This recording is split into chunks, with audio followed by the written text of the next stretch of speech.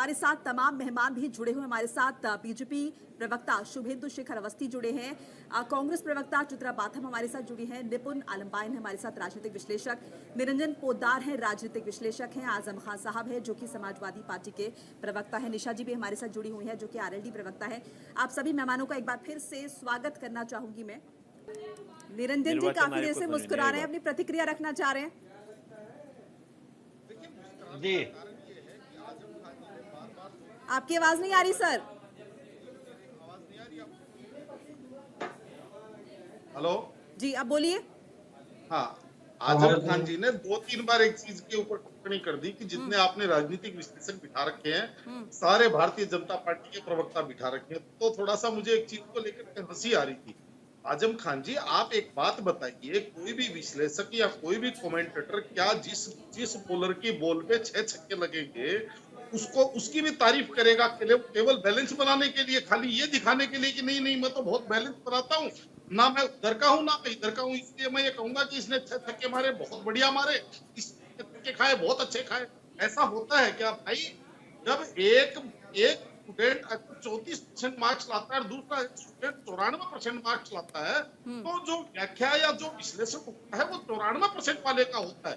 34% वाले को कोई भी, हम जब भी मूल्यांकन करते हैं तो हम मूल्यांकन इस चीज का करते हैं कि ग्राउंड के ऊपर, धरातल के ऊपर वातावरण क्या है, और उस वातावरण का मुझे एक बात बताइए।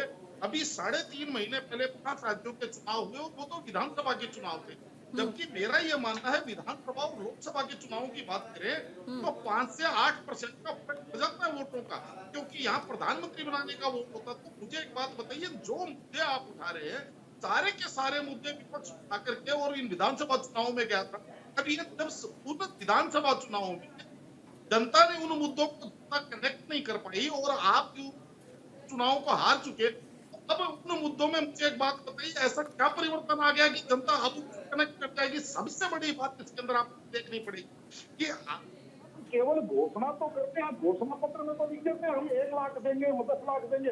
एक उदाहरण देता हूँ, अभी आपको पता होगा 5 दिन पहले जोधपुर लोकसभा क्षेत्र से प्रत्याशी है कांग्रेस के करण सिंह उचियाड़ा, उन्होंने अपने सार्वजनिक मंच से बात कही है कि अगर मैं चुनाव जीता तो अयोध्या तक सोने की सीढ़ियां बनवा दूंगा। तो क्या आपको संभव लगता है कि जनता उस चीज को मानेगी, ये बात सुनकर के वोट देगी?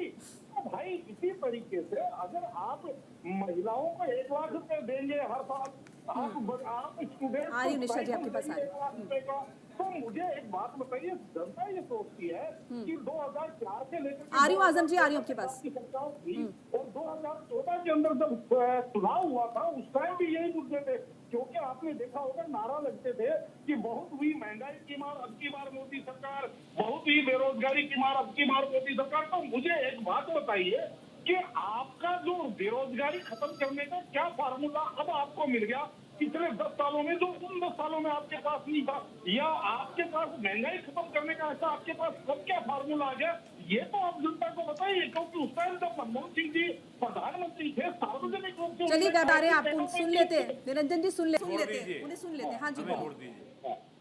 देखिए, समस्या यही होती है कि चाहे विश्लेषकों की बात करें, चाहे मीडिया के ऊपर सवाल उठाए, लेकिन वास्तविकता क्या है कि दोहरा मापदंड यही पे उत्पन्न होता है।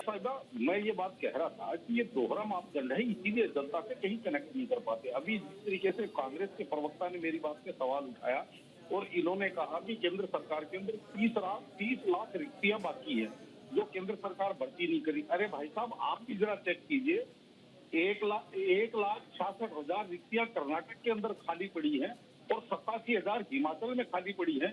तो राहुल गांधी जी को बोलिए, जो दवाई वो केंद्र सरकार में देना चाहते हैं सरकार में आने के बाद में, वो दवाई जरा उन राज्यों के अंदर भी बता दे, पहली बात। दूसरी बात, अब मैं जो उसके बाद आपके पास अब मैं जो बात कर रहा हूँ, अब मैं शुभेंदु शेखर अवस्थी जी से बात करना चाह रहा हूँ। देखिए, आप इस चीज को भी समझ के चलिए कि जो आपके यहाँ अभी एक धारा बनी हुई है कि अब की बार 400 पार, और मोदी जी के चेहरे पे देखिए शुभेंदु जी, मोदी जी ने जो काम करना था अपना काम कर दिया, लेकिन अब आपकी जो लोकल टीम है या आपकी जो पन्ना प्रमुख है वो लोगों को निकाल नहीं पा रहे हैं, और अगर वोटिंग नहीं होगी तो आप ये समझ लीजिए वोटों से ही 400 पार हो पाएंगे।